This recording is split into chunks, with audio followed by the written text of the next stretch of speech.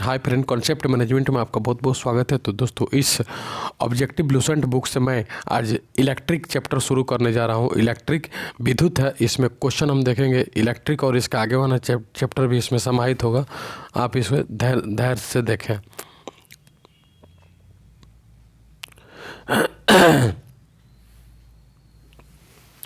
जब कांच की छड़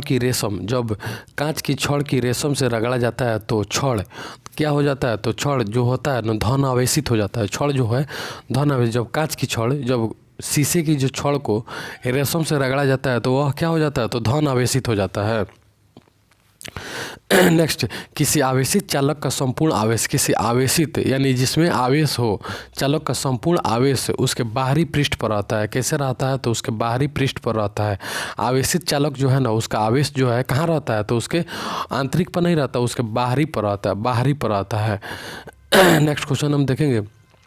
दो विद्युत आवेशों के बीच, दो विद्युत है उसके आवेशों के बीच लगने वाले बल से संबंधित है। तो कूलाम के नियम जो कहता है, दो विद्युत आवेशों के बीच लगने वाला बल के नियम के बीच, दो विद्युत आवेशों के बीच लगने वाले बल कूलाम का नियम होता है। कूलाम का, दो विद्युत आवेशों के बीच लगने वाला बल कूलाम का नियम प्रदर्शित करता है। नेक्स्ट क्वेश्चन हम देखेंगे। यदि दो विद्युत आवेशों के मध्य दूरी को आधा कर दिया जाए तो उनके बीच विद्युत बल का मान कितना हो जाएगा? उसके विद्युत बल का मान चौगुना हो जाएगा।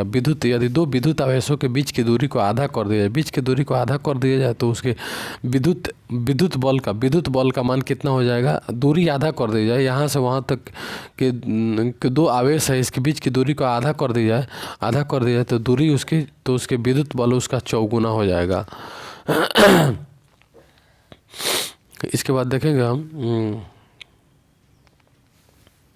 इसके बाद कह रहा है कि समान आवेशों में होता है। तो समान आवेशों में अगर एक समान दो आवेश होते हैं तो उसमें विकर्षण होता है, हमेशा विकर्षण होता है। क्या होता है? तो विकर्षण होता है। जब एबोनाइट की छड़ को बिल्ली की खाल से रगड़ते हैं तो एबोनाइट की छड़ क्या हो जाती है? तो वहीं किसी भी प्रकार के अगर आवेशित छड़ हो, कांच हो, उसको अगर रगड़ते हैं, अगर बिल्ली की छाल से अगर रगड़ते हैं तो वह धन आवेशित हो जाती है।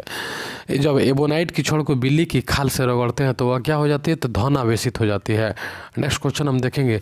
वस्तुओं का आवेश किसके स्थानांतरण के फलस्वरूप होता है? आवेश जो होता है ना, वस्तुओं में आवेश होता है, किसके स्थानांतरण के फलस्वरूप होता है? तो वो इलेक्ट्रॉन जब स्थानांतरण करता है तो उसके फलस्वरूप वस्तुओं में क्या होता है? आवेश होता है।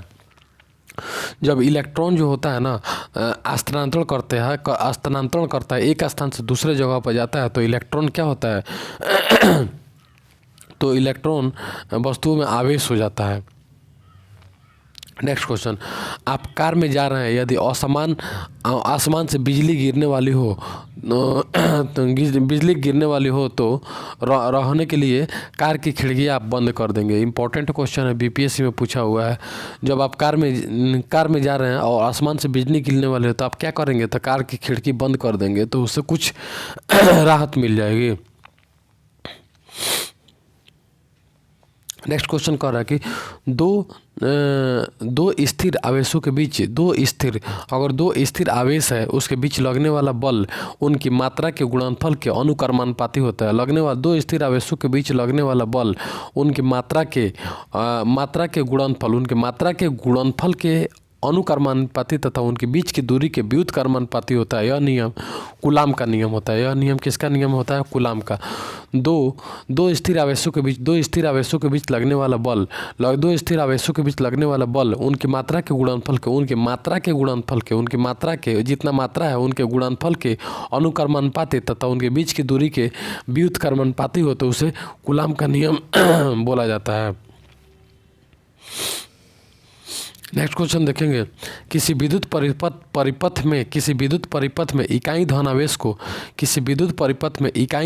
को एक बिंदु से दूसरे बिंदु तक ले जाने में किए गए कार्य, एक बिंदु से किसी विद्युत परिपथ में यानी तार में इकाई धन आवेश को एक बिंदु से दूसरे बिंदु तक ले जाने में किए गए कार्य द्वारा मापा जाता है। उन बिंदुओं के बीच की दूरी को विभवांतर बोलते हैं। एक बिंदु से दूसरे बिंदु तक ले जाने में किए गए कार्य विभवांतर के द्वारा मापा जाता है। उनके बीच की दूरी को विभवांतर बोलते हैं। नेक्स्ट क्वेश्चन देखेंगे, विद्युत धातुएं विद्युत के सुचालक होती है क्योंकि धातुएं जो होता है विद्युत के सुचालक होती है क्योंकि उनमें मुक्त इलेक्ट्रॉन होते हैं। उनमें क्या होते हैं? मुक्त इलेक्ट्रॉन। इलेक्ट्रॉन होता है तभी कोई धातु विद्युत का सुचालक मानी जाती है। जब इलेक्ट्रॉन होता है तभी कोई धातु विद्युत का सुचालक मानी जाती है। नेक्स्ट क्वेश्चन हम देखेंगे, निम्न में से कौन सा पदार्थ विद्युत का सबसे अच्छा चालक है? तो चांदी जो होता है ना, चांदी जो है सबसे अच्छा चालक है। चांदी, उसमें सबसे अधिक करंट उत्पन्न होता है। नेक्स्ट, अति चालक का लक्षण क्या होता है? अति चालक उच्च पारगम्यता। इसका उत्तर हो जाएगा उच्च पारगम्यता। अति चालक का लक्षण होता है उच्च पारगम्यता। अति चालक का लक्षण होता है उच्च पारगम्यता।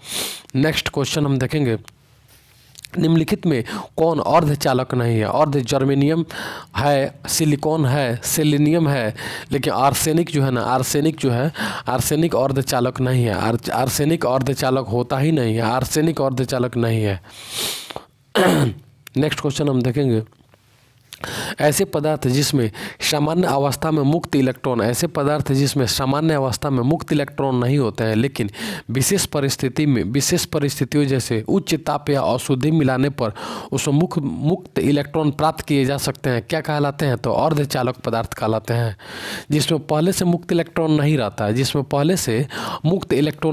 है, लेकिन विशेष परिस्थिति में उच्च ताप या अशुद्धि अगर उसमें मिला जाता है, उच्च पहले से नहीं रहता है लेकिन विशेष परिस्थिति में उसमें उच्च ताप उसको टेम्परेचर बढ़ा दिया जाता है, चाहे औषधि मिला दिया जाता है, नमक वगैरह डाल के मिला दिया जाता है, तो मुक्त इलेक्ट्रॉन डाल दिया जाता है, तो उसे क्या कहते हैं? तो उसे अर्धचालक पदार्थ कहते हैं। सुचालक तो बोलेंगे नहीं, अचालक भी नहीं बोलेंगे, कुचालक भी नहीं बोलेंगे, उसे अर्धचालक बोलेंगे।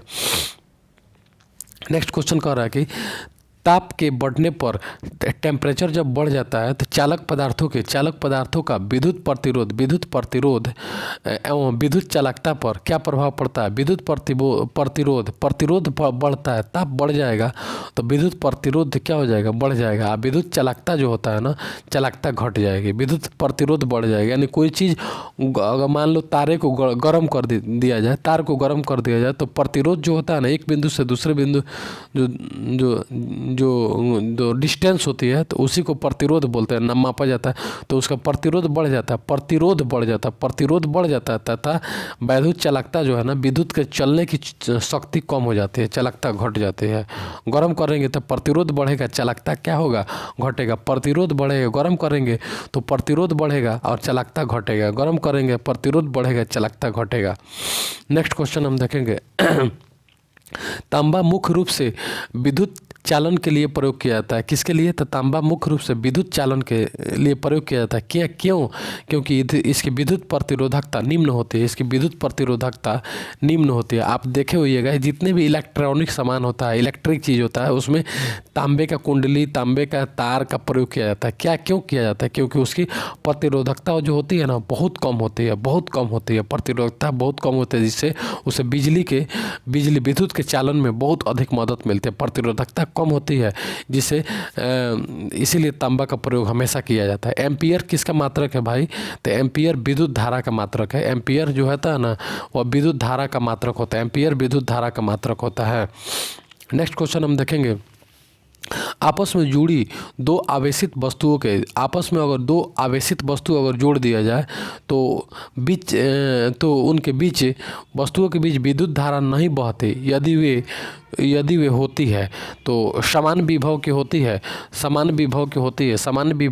है तो उनके बीच की दूरी में विद्युत धारा नहीं बहती है। दो अगर आवेशित वस्तु को जोड़ दिया जाए तो उनके बीच में करंट उत्पन्न नहीं होता है, विद्युत धारा नहीं बहती है। क्यों नहीं बहती है? तो क्योंकि उनके विभव जो होता है ना, उनके विभव समान होता है, इसी के लिए उनके बीच विद्युत धारा नहीं बहती है। नेक्स्ट क्वेश्चन हम देखेंगे, प्रत्यावर्ती धारा को दिष्ट धारा में परिवर्तित किया जाता है। तो प्रत्यावर्ती धारा को दिष्ट धारा में रेक्टिफायर के द्वारा परिवर्तित किया जाता है। किसके द्वारा? प्रत्यावर्ती धारा को दिष्ट धारा में हम रेक्टिफायर के द्वारा परिवर्तित कर सकते हैं। रेक्टिफायर के द्वारा परिवर्तित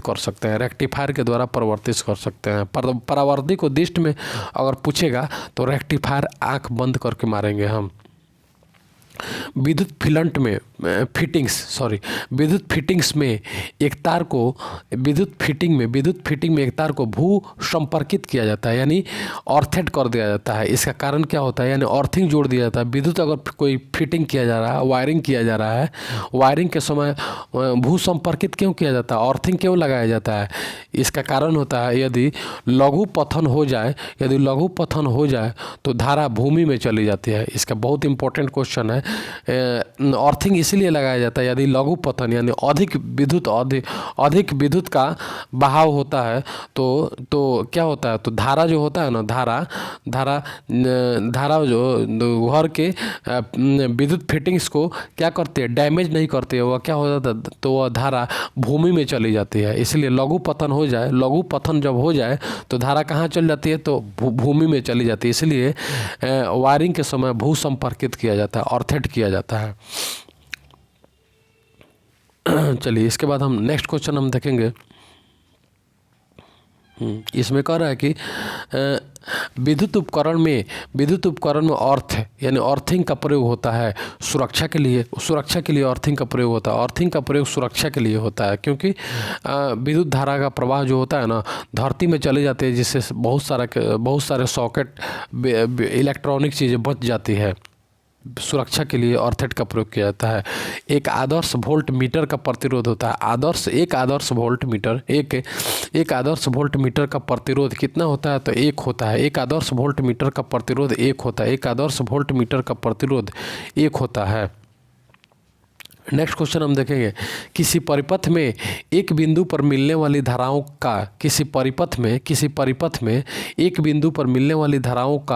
बीजीय योग कितना होता है, तो किसी परिपथ में एक बिंदु पर मिलने वाली धाराओं का बीजीय योग होता है उपयुक्त में से कोई नहीं होता है, यानी अनंत भी नहीं होता है, शून्य भी नहीं होता है, और शून्य तथा अनंत के बीच भी नहीं था। परिपथ में एक बिंदु के बीच मिलने वाली बीजीय योग का मान उपयुक्त में से कोई नहीं होता है।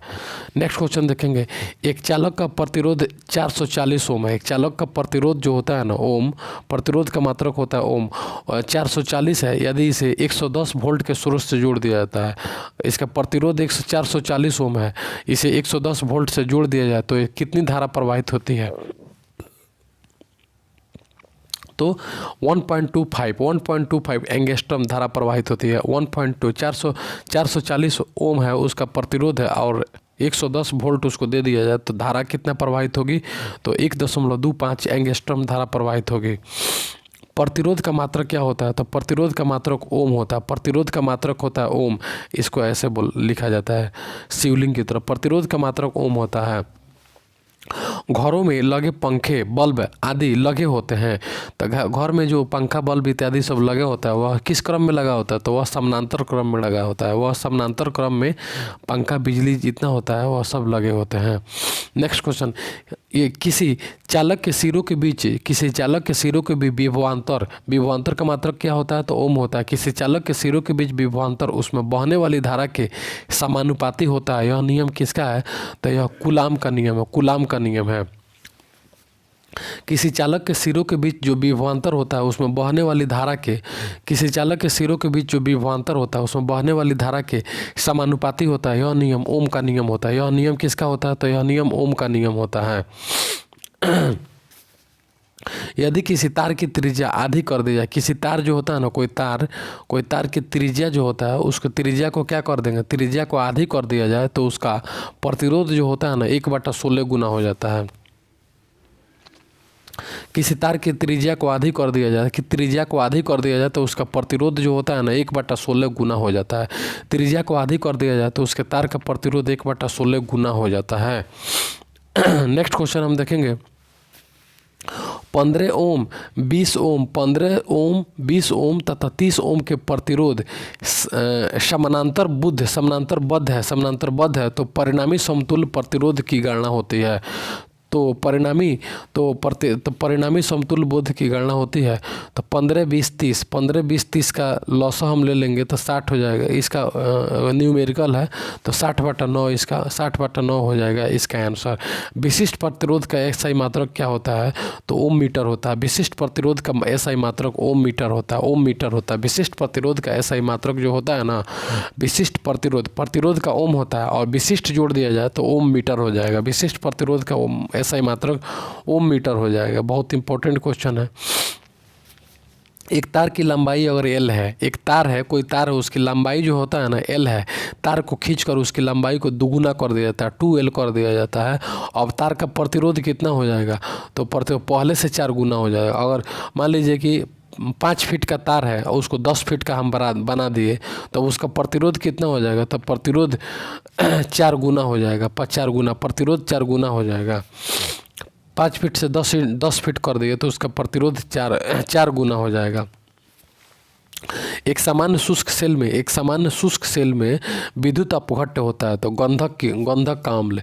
एक सामान्य शुष्क सेल में एक सामान्य जो होता है ना शुष्क सेल में, एक सामान्य शुष्क सेल में विद्युत अपघट्ट जो होता है, विद्युत अपघट्ट गंधक का अम्ल होता है। गंधक का क्या होता है? गंधक का अम्ल होता है। सामान्य शुष्क सेल में विद्युत अपघट्ट गंधक का अम्ल होता है। नेक्स्ट क्वेश्चन हम देखेंगे। इसमें कह रहा है कि मिलान करना है, इसमें मिलान करना है।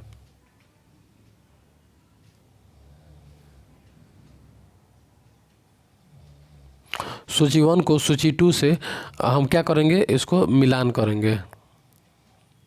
चलिए इसको देखते हैं।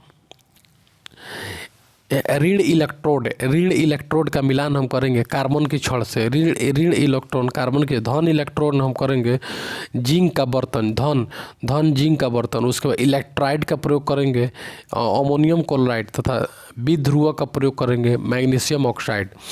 ऋण इलेक्ट्रॉन यानी माइनस इलेक्ट्रॉन, ऋण इलेक्ट्रॉन कार्बन की छड़ ऋणात्मक होता है। कार्बन की छड़ जो होता है ना उसमें ऋण इलेक्ट्रॉन होता है।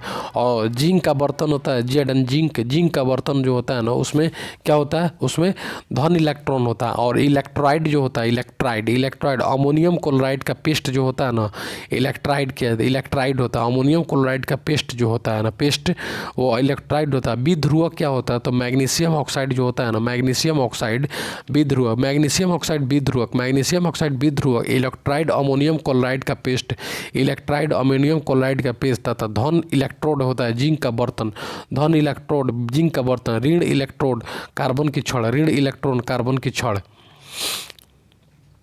नेक्स्ट क्वेश्चन देखेंगे। एक कार बैटरी में प्रयुक्त विद्युत अपघट्ट होता है तो सल्फ्यूरिक अम्ल होता है। एक कार जो बैटरी होती है उसमें विद्युत अपघट्ट कौन होता है? तो सल्फ्यूरिक अम्ल होता है। विद्युत अपघट्ट होता है सल्फ्यूरिक अम्ल होता है। एक कार बैटरी में प्रयुक्त अपघट्ट होता है तो सल्फ्यूरिक अम्ल, प्रयुक्त अपघट्ट सल्फ्यूरिक अम्ल होता है।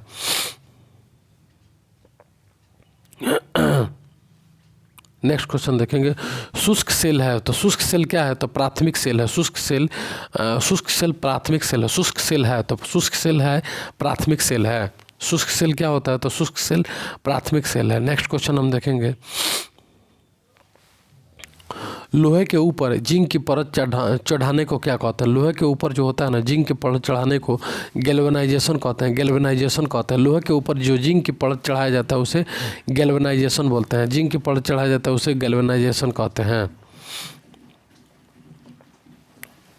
विद्युत अपघट्ट की क्रिया, विद्युत जो होता है ना, विद्युत अपघटन की क्रिया में किसी इलेक्ट्रोड पर मुक्त हुए पदार्थ की मात्रा संपूर्ण प्रवाहित आवेश की अनुक्रमानुपाती होता है। यह नियम किसका? फैराडे का नियम। विद्युत अपघटन की क्रिया में, विद्युत अपघटन कब होता है? विद्युत अपघटन की क्रिया में इलेक्ट्रोड पर मुक्त हुए पदार्थ की मात्रा संपूर्ण प्रवाहित आवेश के अनुक्रमानुपाती होता है। संपूर्ण प्रवाहित आवेश का अनुक्रमानुपाती होता है। यह नियम किसका है? तो यह फैराडे का नियम है। फैराडे के विद्युत अपघटन से संबंधित फैराडे का प्रथम नियम है। किसी विद्युत अपघटन की क्रिया में मुक्त इलेक्ट्रॉन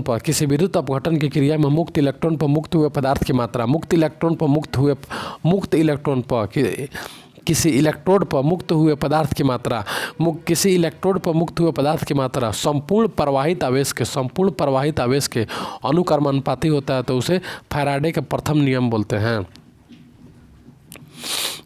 नेक्स्ट क्वेश्चन कह रहा है कि यदि किसी चालक की भौतिक अवस्था जैसे ताप आदि में कोई परिवर्तन न हो, टेम्परेचर में कोई परिवर्तन न हो तो चालक के सिरों पर लगाया गया विभवांतर उसमें प्रवाहित धारा के अनुक्रमानुपाती होता है। यह ओम का नियम होता है। चालक के सिरों पर लगाया गया विभवांतर उसके प्रवाहित धारा के अनुक्रमानुपाती होता है। यदि ताप आदि में कोई परिवर्तन न हो, टेम्परेचर में कोई परिवर्तन न हो, टेम्परेचर में परिवर्तन अगर हो जाता है तो ओम का नियम फ्लॉप हो जाता है। ताप आदि में कोई परिवर्तन न हो तो चालक के सिरों पर लगाया गया विभवांतर, चालक के सिरों पर लगाया गया विभवांतर उसमें प्रवाहित धारा के अनुक्रमानुपाती होता है। यह ओम का नियम बताता है। नेक्स्ट क्वेश्चन हम देखेंगे, फैराडे का नियम संबंधित है। तो फैराडे का नियम जो होता है ना विद्युत अपघटन से संबंधित है। फैराडे का नियम जो ऊपर हम पढ़े हैं विद्युत अपघटन से संबंधित, फैराडे विद्युत अपघटन प्रथम नियम हम पढ़े हैं विद्युत अपघटन से संबंधित है। नेक्स्ट क्वेश्चन हम देखेंगे, एक फ्यूज तार का उपयोग डॉट के लिए होता है।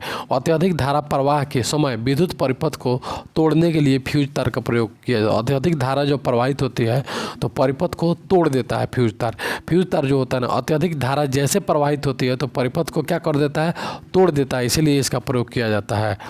चलिए नेक्स्ट क्वेश्चन हम देखेंगे।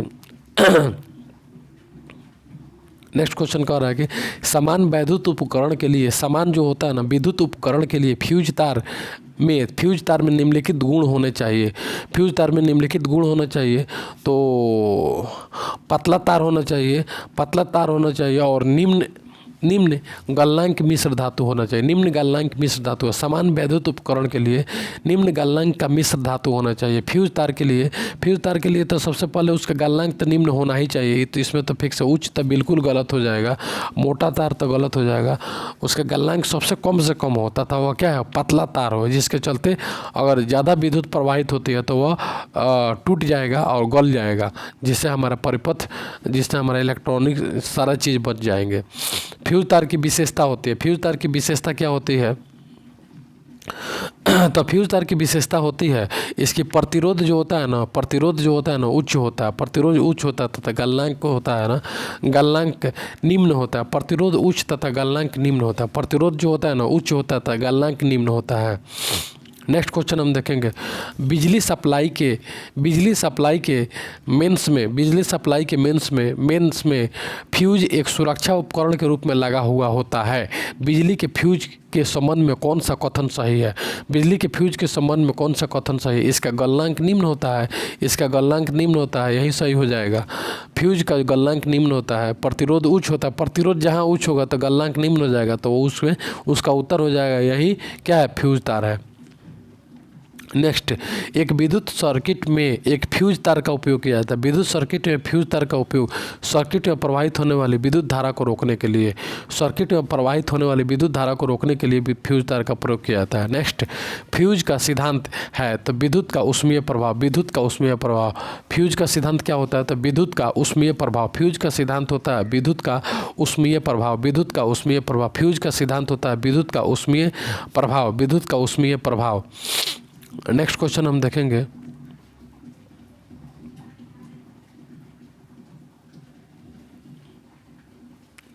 नेक्स्ट क्वेश्चन कह रहा है कि आमतौर पर सुरक्षा फ्यूज लगाने के लिए प्रयोग होने वाली तार किस चीज़ से बनी होती है? तो टीन और शीशा की बनी होती है। BPS 46वीं में पूछा गया क्वेश्चन है। टीन और शीशे का मिश्रण होता है फ्यूज तार, टीन और शीशे का। नेक्स्ट क्वेश्चन हम देखेंगे, एक बिजली के तार, एक फ्यूज वायर जो होता है, फ्यूज वायर में समान अनुप्रयोगों में निम्नलिखित में से कौन से गुण समूह का होना आवश्यक है? तो कम लंबाई होना आवश्यक है, निम्न गलनांक की मिश्र धातु, कम लंबाई तथा निम्न गलनांक की मिश्र धातु तथा पतला तार होना, कम लंबाई उसका होना चाहिए, लंबाई भी कम होना चाहिए तथा निम्न गलनांक की मिश्र धातु होना चाहिए तथा पतला तार होना चाहिए। यानी फ्यूज के तार की विशेषता है लंबाई कम, गलनांक कम, निम्न गलनांक की मिश्र धातु होना चाहिए तथा पतला तार होना चाहिए। नेक्स्ट कह रहा है कि बिजली के बल्ब का फिलामेंट किस तत्व से बना होता है, तो फिलामेंट जो होता है ना वो टंगस्टन से बना होता है। बिजली के बल्ब का फिलामेंट जो टंगस्टन का बना होता है। नेक्स्ट, बल्ब को तोड़ने पर तेज आवाज़ होती है कि इसका क्या कारण है भाई, तो बल्ब के अंदर जो होता है ना, बल्ब के अंदर निर्वात में वायु जो होता है तेज़ी से प्रवेश करती है। जैसे ही बल्ब फूटता है तो वायु तेज़ी से प्रवेश करती है, जिसके चलते आवाज़ बहुत ज़ोर से आती है। वायु तेज़ी से प्रवेश करती है जिसके चलते आवाज़ तेज़ी से आती है। ऑर्गन गैस भरी जाती है और उसमें वायु प्रवेश, ऑर्गन गैस तो हट जाती है, वायु प्रवेश करती है तो आवाज़ आ जाती है। नेक्स्ट क्वेश्चन करें, बिजली के बल्ब में हवा पूरी तरह से क्यों निकाल दी जाती है? हवा को पूरी तरह से क्यों निकाल दी जाती है? क्योंकि टंगस्टन तंतु के उपचयन को रोकने के लिए, टंगस्टन जो तंतु होता है ना उसमें छोटा जो इस तरह से होता है टंगस्टन तंतु, इसके उपचयन को रोकने के लिए उसमें के जितना हवा होता है हवा को निकाल दिया जाता है। नेक्स्ट क्वेश्चन देखेंगे, बिजली के बल्ब के मुकाबले फ्लोरेसेंट ट्यूब अधिक पसंद की जाती है, क्या कारण है भाई? तो ट्यूब में विद्युत ऊर्जा लगभग पूरी तरह से प्रकाश ऊर्जा में परिवर्तित हो जाती है।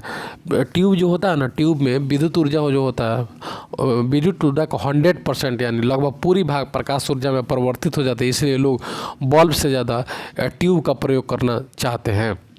नेक्स्ट क्वेश्चन देखेंगे, निम्न में से कौन सी धातु रोशनी के बल्बों में फिलामेंट के रूप में कार्य करता है? तो टंगस्टन, बल्ब में टंगस्टन का प्रयोग किया जाता है। एक ही क्वेश्चन को 2 बार किया है। चलिए इसके बाद हम देखेंगे नाइक्रोम के तार हीटिंग एलिमेंट के रूप में प्रयुक्त किए जाते हैं, क्या कारण है? तो बी और सी इसका उत्तर हो जाएगा। इसमें बी और सी, इसका विशिष्ट प्रतिरोध होता है, इसका प्रतिरोध जो होता है ना विशिष्ट होता है तथा लाल तप्त होने पर ऑक्साइड नहीं बनाता है, इसलिए नाइक्रोम की तार जो होता है ना हीटिंग एलिमेंट होता है। नाइक्रोम की तार हीटर में प्रयोग किया जाता है, इसका प्रतिरोध जो होता है ना विशिष्ट प्रतिरोध होता है तथा इसका लाल तप्त होने पर ऑक्साइड नहीं बनाता है। लाल तप्त होने पर ऑक्साइड क्या होता है? नहीं बनाता है। नेक्स्ट क्वेश्चन देखेंगे, ट्यूबलाइट में व्यय ऊर्जा का लगभग कितना प्रतिशत भाग परिवर्तित होता है? तो ट्यूबलाइट में इसका क्वेश्चन, ट्यूबलाइट में व्यय ऊर्जा का यानी खर्च हुआ ऊर्जा का कितना प्रतिशत परिवर्तित है? इसमें लगभग ज़्यादा से ज़्यादा होना चाहिए, तो वहीं 60 से एबव मार दिया जाए। इसमें दिखाई नहीं दे रहा है, लगभग डी होना चाहिए इसका उत्तर। चलिए नेक्स्ट क्वेश्चन 56 में आएंगे, विद्युत धारा के ऊष्मीय प्रभाव पर आधारित घरेलू उपकरण है। तो घरेलू उपकरण विद्युत हीटर भी हो सकता है, ट्यूबलाइट भी हो सकता है, विद्युत बल्ब भी हो सकता है, उपयुक्त में से सभी, इसका सभी होता है। विद्युत धारा के ऊष्मीय प्रभाव पर घरेलू उपकरण जो होता है ना सभी हो सकता है। नेक्स्ट क्वेश्चन देखेंगे, यदि 100 वाट वाले 10 बल्ब को 100 वाट वाले यानी लाल वाला जो बल्ब होता है ना वही 100 वाट का बल्ब होता है, 10 बल्ब को 1 घंटा जलाते हैं तो प्रतिदिन कितना कितना बिल आएगा, कितना है? तो 1 यूनिट 100 वाट का बल्ब जो होता है ना 10 को 100 वाट का बल्ब 1 घंटा जलते हैं तो 1 यूनिट बिल आ जाएगा। नेक्स्ट क्वेश्चन देखेंगे, यदि 100 वाट का एक बल्ब जो होता है प्रतिदिन 5 घंटे जलाया जाता है तो एक यूनिट आता है।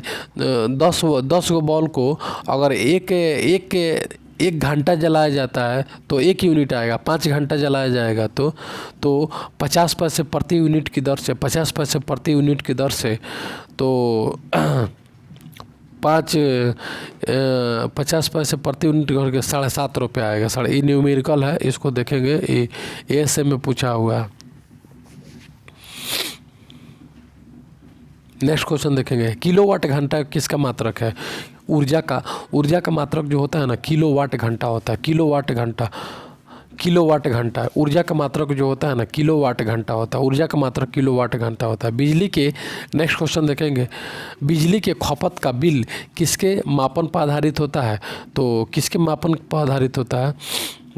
1 नंबर में होता है, 1 नंबर में लिखा है वाटेज, वोल्टेज, ओम, एम्पियर। तो इसका उत्तर हो जाएगा केवल 1 वाटेज होता है। बिजली के बिल जो होता है ना वाट में प्रदर्शित हो, वोल्टेज से नहीं होता है, ओम से भी, वोल्टेज से भी नहीं होता, ओम से भी नहीं होता है, एम्पियर से भी नहीं होता है, केवल एक हो जाएगा वाटेज, वाट से होता है। वाटेज बिजली के बिल जो खपत होता है ना वो वाटेज, वह 40वीं बीपीएससी का क्वेश्चन है। बिजली के खपत का बिल, बिजली के खपत का बिल किसके मापन पर आधारित होता है? खपत का बिल जो होता है ना केवल वाटेज पर आधारित होता है, वाटेज पर आधारित होता है। नेक्स्ट क्वेश्चन देता है 100 वाट का बल्ब, 100 वाट का बिजली का बल्ब यदि 10 घंटे तक जलाया जाए तो बिजली खर्च होगा। तो 100 वाट का बिजली का बल्ब 10 घंटे तक जलाया जाए तो 100 इकाई बिजली खर्च होगी। तो सॉरी 1 इकाई बिजली खर्च होगी, 1 यूनिट बिजली खर्च होगी। 41वीं बीपीएससी में पूछा हुआ कि 100 वाट का बिजली का बल्ब यदि 100 वाट के बिजली के बल्ब यदि 10 घंटे तक हम जलाते हैं तो मात्र 1 यूनिट 10 घंटे 100 वाट के, यानी एक बॉल की बात कर रहे हैं, एक बॉल तो एक इकाई यूनिट खर्च होगी।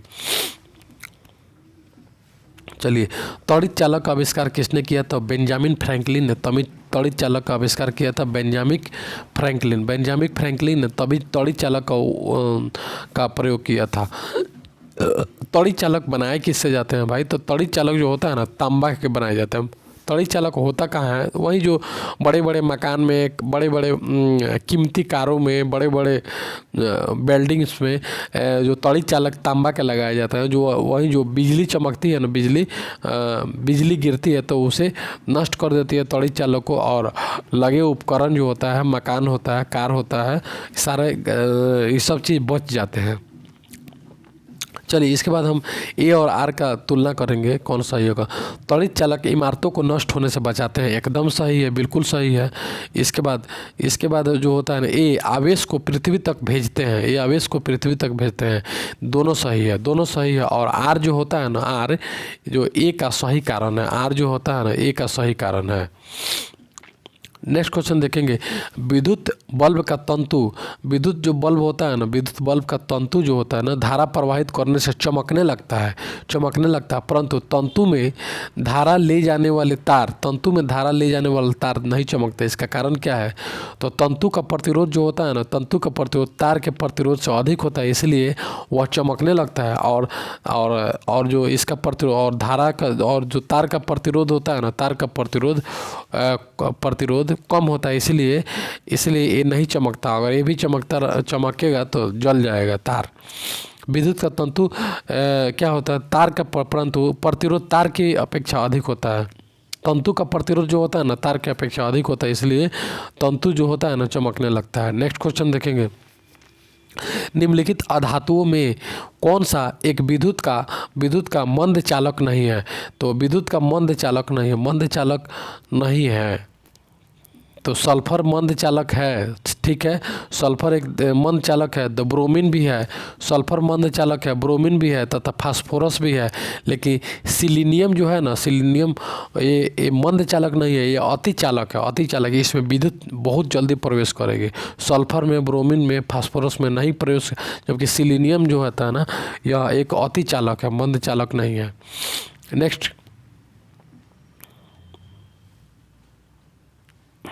नेक्स्ट क्वेश्चन कह रहा है कि एक सेल जो होता है यानी बैटरी उसको बोलेंगे, मैं निम्नलिखित में से किनका विद्युत अपघट्ट के रूप में प्रयोग होता है? एक विद्युत अपघट्ट के रूप में प्रयोग होता है, किसका विद्युत अपघट्ट के रूप में प्रयोग होता है? तो ammonium chloride, zinc chloride, sodium chloride, calcium, magnesium. तो इसका आंसर हो जाएगा बैटरी में अमोनियम क्लोराइड तथा बैटरी में ammonium chloride, zinc chloride, ammonium chloride. हाँ, इसका उत्तर ए हो जाएगा, अमोनियम क्लोराइड तथा जिंक क्लोराइड। बैटरी में निम्नलिखित में से किसका विद्युत अपघट्ट के रूप में? अमोनियम क्लोराइड तथा जिंक क्लोराइड। इसका उत्तर लिखा हुआ नहीं है दोस्तों, देखेंगे अमोनियम क्लोराइड तथा जिंक क्लोराइड। नेक्स्ट क्वेश्चन देखेंगे, सामान्यतः प्रयोग में लाई जाने वाली प्रतिदीप्ति यानी ट्यूबलाइट पर निम्नलिखित में से कौन सा अंकित होता है? तो ट्यूबलाइट जो होता है ना उस पर 6500 के लिखा हुआ रहता है। सामान्य रूप से जो ट्यूबलाइट प्रयोग में लाया जाता है उस पर ट्यूबलाइट ट्यूबलाइट जो प्रयोग में लाया जाता है उस पर 6500 के लिखा जाता है, 6500 के लिखा जाता है, 6500 के लिखा जाता है। नेक्स्ट, शरीर शुष्क के विद्युत प्रतिरोध के परिणाम की कोटि क्या है? तो 10 के पावर 6 ओम। शरीर शुष्क के विद्युत प्रतिरोध के परिणाम की कोटि क्या है? 10 के पावर 6। IAS का एग्जाम में पूछा हुआ क्वेश्चन है, 10 के पावर 6। शरीर शुष्क के विद्युत प्रतिरोध के परिणाम की कोटि क्या है? तो 10 के पावर 6 ओम है। विद्युत परिणाम की कोटि क्या है? 10 के पावर 6 ओम। 2 नहीं होगा, 4 नहीं होगा, 8 नहीं होगा, 10 के पावर 6 ओम विद्युत प्रतिरोध के परिणाम की कोटि है। इसके बाद हम देखेंगे उत्पन्न करने के लिए कौन सी धातु का, विद्युत उत्पन्न करने के लिए कौन सी धातु का उपयोग होता है? तो एल्युमिनियम। यूरेनियम नहीं होगा, तांबा नहीं होगा, लोहा नहीं होगा, एल्युमिनियम।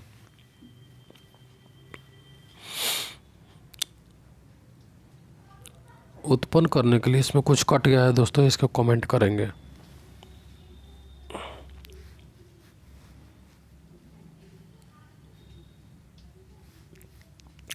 माइका क्या है? तो माइका जो होता है ना, माइका क्या होता है? तो ऊष्मा और विद्युत दोनों का कुचालक होता है माइका। वही अभ्रक जो होता है उसी को बोलते हैं। अरे जो ऊष्मा और विद्युत दोनों का कुचालक होता है, सुचालक नहीं होता है, कुचालक होता है। जो कुंडली वगैरह इलेक्ट्रिक सामान बनाने में इसका प्रयोग किया था। ऊष्मा और विद्युत, ऊष्मा का भी कुचालक है और विद्युत का भी कुचालक है। इंपॉर्टेंट क्वेश्चन है, छत्तीसगढ़ PCS में पूछा हुआ क्वेश्चन है। माइका ऊष्मा और विद्युत दोनों का कुचालक होता है। नेक्स्ट क्वेश्चन हम देखेंगे, जलते हुए एक बल्ब जो होता है ना, विद्युत बल्ब के तंतु का तापमान 3000 डिग्री सेल्सियस से 3000 डिग्री सेल्सियस से 3500 डिग्री सेल्सियस के बीच होता है। जलते हुए जो तंतु होता है ना, विद्युत बल्ब होता है, जलते हुए अगर विद्युत बॉल जल रहा है, इसको सिंपल भाषा में बॉल जल रहा है, तो उसके तंतु का जो होता है ना, फिलामेंट का टेम्परेचर, तंतु का टेम्परेचर कितना होता है? 3000 डिग्री सेल्सियस से 3500 डिग्री सेल्सियस होता है। एम्पियर क्या मापने की इकाई है? तो विद्युत धारा से एम्पियर मापा जाता है। एम्पियर विद्युत धारा मापने की इकाई को एम्पियर बोलते हैं, ऐसे बोलेंगे इसको। नेक्स्ट क्वेश्चन देखेंगे, एक कृत्रिम उपग्रह में विद्युत ऊर्जा का स्रोत क्या होता है? एक कृत्रिम उपग्रह होता है, उसमें विद्युत ऊर्जा का, कृत्रिम उपग्रह में सौर बैटरी होता है। कृत्रिम उपग्रह यानी उपग्रह जो अंतरिक्ष में उड़ते हैं उसमें सौर बैटरी, सूर्य से प्राप्त ऊर्जा से सौर बैटरी उसमें प्रयोग किए जाते हैं। डायनोमो, थर्मो इस सब का प्रयोग नहीं किया जाता, तो सौर बैटरी का प्रयोग किया जाता है। नेक्स्ट क्वेश्चन देखेंगे, विद्युत ऊर्जा को यांत्रिक ऊर्जा में बदलने के लिए, विद्युत को यांत्रिक में, यहाँ पे बात हो रही है विद्युत ऊर्जा है, ऑलरेडी विद्युत है यानी करंट है, इसको हम यांत्रिक में कैसे बदलेंगे? तो विद्युत मोटर से। अरे वही विद्युत मोटर, यानी विद्युत मोटर में यानी करंट जैसे देंगे तो मोटर क्या करेगा? मोटर हमको पानी फेंकने लगेगा, यानी करंट दिए, करंट निकाल दिया पानी या दूसरी चीज़ निकाल दिया। आटा चक्की वाले में देंगे तो आटा पीसने लगेगा, मोटर में देंगे तो पानी फेंकने लगे। तो हम दिए करंट निकाल रहा है यांत्रिक चीज़, तो क्या होगा? तो विद्युत मोटर हो जाएगा। डायनोमो इसमें भूल के भी नहीं। उसके बाद रासायनिक ऊर्जा का विद्युत ऊर्जा में रूपांतरण होता है। रासायनिक जो ऊर्जा होती है ना, उसको विद्युत ऊर्जा में रूपांतरण किससे होता है? रासायनिक ऊर्जा का विद्युत ऊर्जा में रूपांतरण याद कर लें, इलेक्ट्रोलाइसिस विधि के द्वारा होता है। इलेक्ट्रोलाइसिस विधि के द्वारा होता है। रासायनिक ऊर्जा का विद्युत ऊर्जा में रूपांतरण जो होता है वह इलेक्ट्रोलाइसिस विधि के द्वारा होता है। इलेक्ट्रोलाइसिस रासायनिक ऊर्जा का विद्युत ऊर्जा में इलेक्ट्रोलाइसिस, रासायनिक को विद्युत ऊर्जा में इलेक्ट्रोलाइसिस विधि के द्वारा होता है। नेक्स्ट क्वेश्चन देखेंगे, एकीकृत परिपथ में विद्युत अर्धचालक, एकीकृत परिपथ में यानी एक ही प्रकार के परिपथ है, एकीकृत मतलब एक ही प्रकार के परिपथ में प्रयुक्त जो होता है ना, उसमें उपस्थित अर्धचालक चिप किस चीज़ की बनी होती है? तो चिप सिलिकॉन की बनी होती है। ये क्वेश्चन थोड़ा सा इधर उधर लॉन्ग शॉर्ट में किया है इसलिए, यानी अर्धचालक चिप किस चीज़ से बनी होती है? तो सिलिकॉन से बनी होती है। नेक्स्ट क्वेश्चन देखेंगे, प्रतिवर्ती धारा को दिष्ट धारा में परिवर्तित करने वाली युक्ति को क्या कहते हैं? प्रतिवर्ती धारा है और उसको दिष्ट धारा में परिवर्तित करने के लिए हम रेक्टिफायर का प्रयोग करते हैं। किसका प्रयोग करते हैं? तो हम इन्वर्टर का प्रयोग नहीं कर सकते हैं, ट्रांसफार्मर का प्रयोग नहीं कर सकते हैं, और ट्रांसमीटर का उसे हम प्रयोग करते हैं एक्टिफायर का प्रयोग करते हैं। एक्टिफायर का लिखा हुआ है, प्रतिवर्ती धारा को दिष्ट धारा में एक्टिफायर। नेक्स्ट क्वेश्चन देखेंगे, कह रहा है कि ट्रांसफार्मर जो होता है ना, प्रयुक्त होते हैं तो एसी वोल्टेज का उपचयन तथा अपचयन करने के लिए, एसी वोल्टेज जो होता है ना उसको कम और बेस करने के लिए ट्रांसफार्मर का प्रयोग किया जाता है। एसी वोल्टेज को कम और अधिक करने के लिए ट्रांसफार्मर का प्रयोग किया जाता है, एसी वोल्टेज को कम और अधिक करने के लिए। नेक्स्ट क्वेश्चन कह रहा है कि प्रतिदीप्ति नली में सर्वाधिक सामान्यतः प्रयोग होने वाली वस्तु है। प्रतिदीप्ति नली में पारा का वाष्पन तथा ऑर्गन। प्रतिदीप्ति नली में प्रतिदीप्ति नली में सर्वाधिक सामान्यतः प्रयोग होने वाली वस्तु है तो पारावाष्प तथा ऑर्गन। प्रतिदीप्ति नली में सर्वाधिक सामान्यतः प्रयोग होने वाली वस्तु कौन है? तो पारावाष्प तथा ऑर्गन है। नेक्स्ट क्वेश्चन हम देखेंगे, तीन पिन बिजली के पलंग में सबसे लंबी पिन को जोड़ना चाहिए तो आधार सिरे से। तीन पिन बिजली के पलंग में इसको सिंपल बता, जो बिजली का प्लग नहीं होता है, 3 पिन वाला प्लग होता है, एगो मोटा होता है, 2 पतला होता है, तो 3 पिन वही चीज़ इसमें बोल रहा है। 3 पिन वाला प्लग जो होता है ना को जोड़ना चाहिए तो किससे? तो आधार सिरा से जोड़ना चाहिए। तो आधार सिरा से याद कर लें, हमेशा 3 पिन वाला प्लग हमेशा आधार सिरा से जोड़ना चाहिए। नेक्स्ट क्वेश्चन देखेंगे, कह रहा है कि एक मकान में 2 बल्ब लगे हुए हैं, ठीक है, उनमें एक दूसरे से अधिक प्रकाश देता है। अगर देखेंगे एक बल्ब अगर दूसरे बल्ब से अधिक प्रकाश देता है तो निम्न में से कौन सा कथन सही है? तो कम प्रकाश वाले बल्ब में रेसिस्टेंस अधिक होता है। कम प्रकाश वाले बल्ब जो होता है ना तो उसमें रेसिस्टेंस जो होता है ना अधिक होता है, इसलिए उसमें कम प्रकाश दिखाई देता है। और जिसमें रेसिस्टेंस ज़्यादा होता है उसमें रेजिस्टेंस प्रतिरोध जिसमें अधिक होता है उसमें कम होता है। प्रतिरोध जिसमें शुरू में बोले हुए तो रेजिस्टेंस को बोलेंगे। प्रतिरोध जिसमें अधिक होगा तो वह बल्ब धीमा जलेगा, धीरे लाइट होगा, और जिसमें कम होगा, जिसमें अधिक होगा वो धीरे, जिसमें ज़्यादा होगा वह बल्ब तेज़ी में जलेगा, उसका रोशनी ज़्यादा होगा। नेक्स्ट क्वेश्चन, 1 किलोवाट घंटा का मान कितना होता है? तो इम्पोर्टेंट क्वेश्चन, 3.6 गुना 10 जूल होता है। 3.6 गुना 10 जूल, ये तो सेम उत्तर है। 3.6 गुना 10 जूल, इसमें भी है 3.10। ये क्वेश्चन को थोड़ा सा देखेंगे, इसमें लगता है 10 के पावर कुछ होगा, 3.6 गुना 10 जूल लिखा हुआ है। नेक्स्ट क्वेश्चन हम देखेंगे, क्वेश्चन कह रहा है कि एक बिजली के बल्ब की अपेक्षा एक फ्लोरेंस ट्यूब को अधिकतर प्रेफर्ड किया जाता है। क्या कारण है? क्योंकि इसमें तो लिखा हुआ उपयुक्त में से कोई नहीं। इसमें देख लेते हैं क्या दिया हुआ है। इसमें प्रकाश जो होता है ना, प्रसारित विकिरण करने हेतु अधिक बाह्य सतह हो, ये भी गलत है। वोल्टेज में उतार चढ़ाव, ये भी गलत है। ट्यूब में इलेक्ट्रिक ऊर्जा लगभग पूर्ण रूप से प्रकाश में परिवर्तित हो जाती है, ये भी गलत है। यानी तीनों गलत है, उपयुक्त में से कोई नहीं उत्तर होगा। यानी इसका उत्तर हो जाएगा ट्यूब बल्ब की अपेक्षा अधिक, मतलब प्रेफर्ड लोग इसलिए करता है क्योंकि यह होता है ना, यह विद्युत का 100% प्रयोग करता है, इसके चलते यह अधिक प्रकाशमान होता है। प्रत्यावर्ती धारा को दिष्ट धारा में बदला जाता है। किसके? तो बदला जाता है, प्रत्यावर्ती को दिष्ट धारा में हम दिष्टकारी के द्वारा बदलते हैं। परावर्ती धारा को दिष्ट धारा में हम दिष्टकारी के द्वारा बदलते हैं।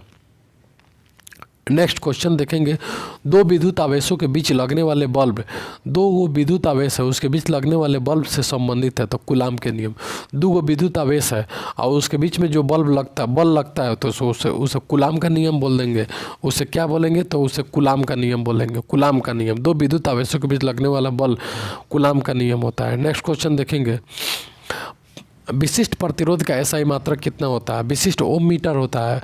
प्रतिरोध का ओम होता है, प्रतिरोध का याद कर लें, प्रतिरोध का ओम होता है और उसमें विशिष्ट जोड़ देंगे तो ओम मीटर हो जाएगा। ओम प्रति मीटर नहीं, ओम मीटर, ओम मीटर, ओम प्रति मीटर नहीं, ओम मीटर हो जाएगा, ओम मीटर।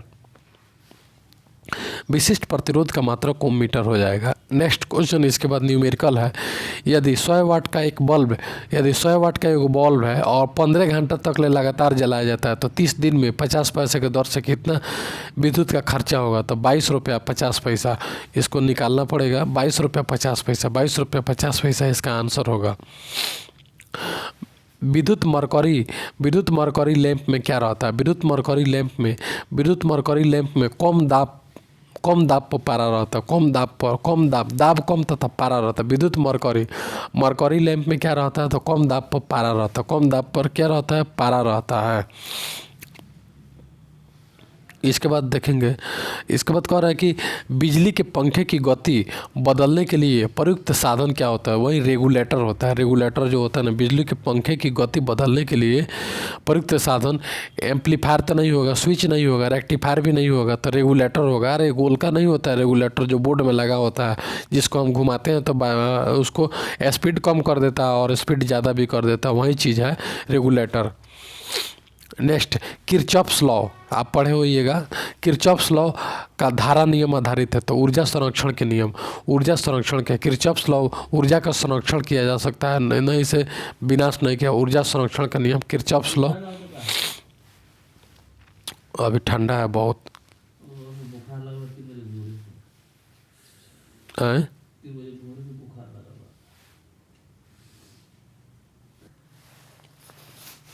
किरचॉफ्स का नियम किस पर आधारित होता है? तो ऊर्जा संरक्षण के नियम पर आधारित होता है, ऊर्जा संरक्षण के नियम पर आधारित होता है। नेक्स्ट क्वेश्चन देखेंगे, इसमें कह रहा है कि 1 वोल्ट विभवांतर द्वारा, 1 वोल्ट जो होता है ना, विभवांतर द्वारा त्वरित होने पर 1 इलेक्ट्रॉन जितनी ऊर्जा प्राप्त करता है तो उसे क्या कहते हैं? तो इसे 1 इलेक्ट्रॉन वोल्ट कहते हैं।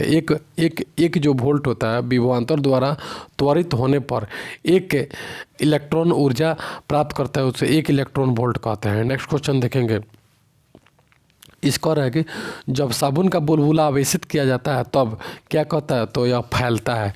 तो यह क्या होता है? तो फैलता है। जब साबुन का बुलबुला कैसे आवेशित किया? तो यह फैलता है। साबुन का बुलबुला आवेशित किया जाता है तो यह फैलता है, याद रखें। 94 क्वेश्चन है, शुष्क सेल में जो ऊर्जा संग्रहित रहती है वह है? तो रासायनिक ऊर्जा। शुष्क सेल में जो ऊर्जा संग्रहित रहती है वह है रासायनिक ऊर्जा। शुष्क सेल में ऊर्जा जो रहती है, शुष्क सेल में यानी सूखा सेल, अरे 2 प्रकार के बैटरी होता है, एक होता है सल्फ्यूरिक अम्ल वाला और एक होता है एक शुष्क सेल, जो आजकल जितना बाइक हो रही है, बाइक में आ रही है शुष्क सेल। और शुष्क सेल जो मोबाइल की बैटरी है उसको भी शुष्क सेल बोलते हैं। उसमें रासायनिक ऊर्जा होती है। उसमें कौन सी ऊर्जा होती है? रासायनिक ऊर्जा होती है। नेक्स्ट, फ्यूज का तार बना होता है, तो शीशा और टिन का बना होता है। ये सिंपल सा क्वेश्चन है। इसके बाद फैराडे का नियम किस प्रक्रिया से संबंधित है? तो इलेक्ट्रोलाइसिस के नियम से संबंधित है। फैराडे का नियम इलेक्ट्रोलाइसिस से संबंधित है। तो दोस्तों यहीं पे हमारा विद्युत चैप्टर ख़त्म होता है। इसमें कुल 96 क्वेश्चन हम देखें और इसे बार बार देखें, याद करें, और आगे फिर अगले चैप्टर की वीडियो हम दे रहे हैं। तब तक के लिए थैंक यू सो मच।